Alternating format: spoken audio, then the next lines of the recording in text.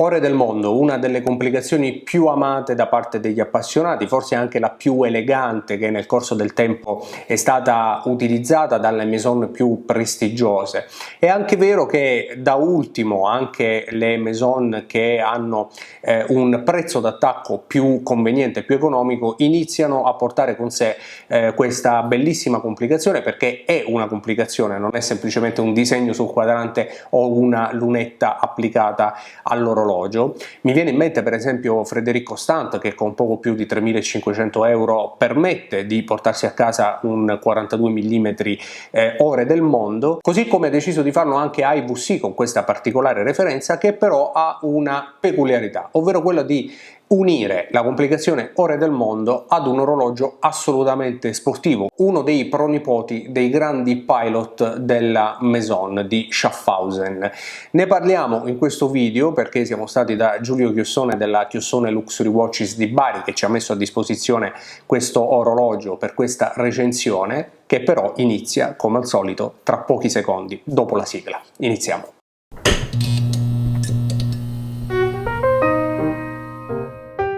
Benvenuti o bentornati nella nostra stanza degli orologi. Oggi parliamo di un orologio molto particolare, ovvero un IWC ore del mondo. Perché particolare? Perché, come dicevamo all'inizio, le ore del mondo sono sempre state riservate ad orologi più eleganti, non certamente orologi sportivi. Eppure IWC, che ha grande storia nel mondo dell'orologeria legata all'aviazione, anche durante la seconda guerra mondiale per esempio, ma comunque quando si parla di pilot, secondo me la prima cosa in assoluto che viene in mente è il Big Pilot di IWC, ma questo è un discorso a parte.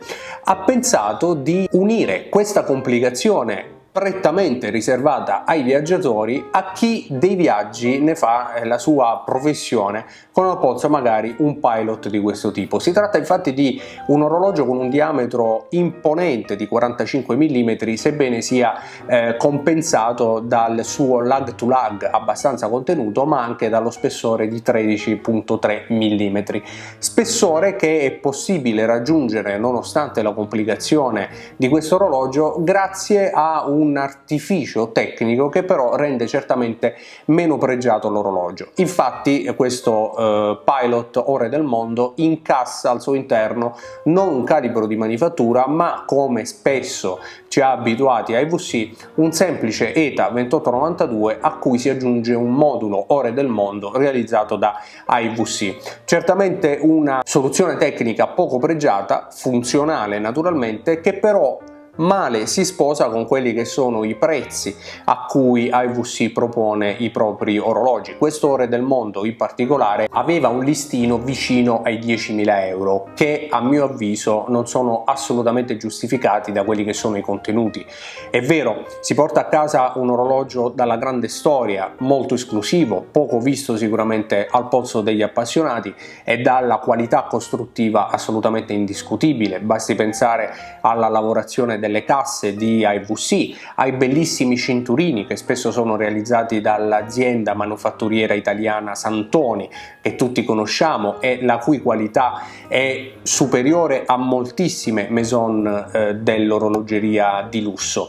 Così come per esempio anche il trattamento antiriflesso del vetro zaffiro bombato, doppio trattamento antiriflesso che regala una visibilità assolutamente unica nel suo genere, che ho ritrovato soltanto alcune volte in Breitling, anche se il trattamento antiriflesso esterno molto spesso è soggetto a usura, a graffi, e sostituire il vetro non costa neanche poco, quindi bisogna starci attenti. Però un listino di questo tipo, nonostante tutto ciò, ritengo che non possa essere giustificato. È vero, nel mondo del lusso, ormai arrivati a certe somme, è difficile pensare di giustificare i contenuti semplicemente perché sono assolutamente ingiustificabili, così come è ingiustificabile l'utilizzo dell'orologio, che diventa un accessorio riservato agli appassionati o a chi magari ama possedere oggetti di lusso di questo tipo, ma certamente non si tratta più di strumenti necessari alla propria professione o alla vita di tutti i giorni. Però è anche vero che in alcuni casi la soddisfazione di possedere determinati oggetti è data anche da ciò che si sa di possedere, ciò che sappiamo incassa un determinato orologio, quindi la bellezza di determinati movimenti, così come il pregio meccanico di determinate referenze. Insomma, ad ognuno le proprie scelte anche in base all'emozione che trasmettono certi oggetti, e devo dire che almeno nel mio caso IWC ha sempre avuto un certo appeal nei miei confronti, quantomeno per la grande storia che ha e di cui abbiamo parlato anche in un video qui sul canale che magari vi linko nella descrizione di questo video. È un orologio che comprerei? Probabilmente no, anche perché è un 45 mm, è un orologio molto particolare e credo che sia adatto a chi non soltanto è abituato a indossare determinati diametri, ma lo vedo come un vero e proprio strumento adatto a chi lo utilizza per quello che è. Come abbiamo detto prima, ormai pochissimi orologi sono dei veri strumenti, però è anche vero che ci sono determinate referenze che amiamo anche solo immaginare al polso di chi le utilizza per quello che sono state create. Io però, come al solito, vorrei sapere che cosa ne pensate nei commenti di questo video, ne parliamo assieme come sempre, non prima di avervi ringraziati per essere stati con me anche in questa puntata. Questo è TOC, questa è la nostra stanza degli orologi. Ci vediamo in un prossimo video. Ciao!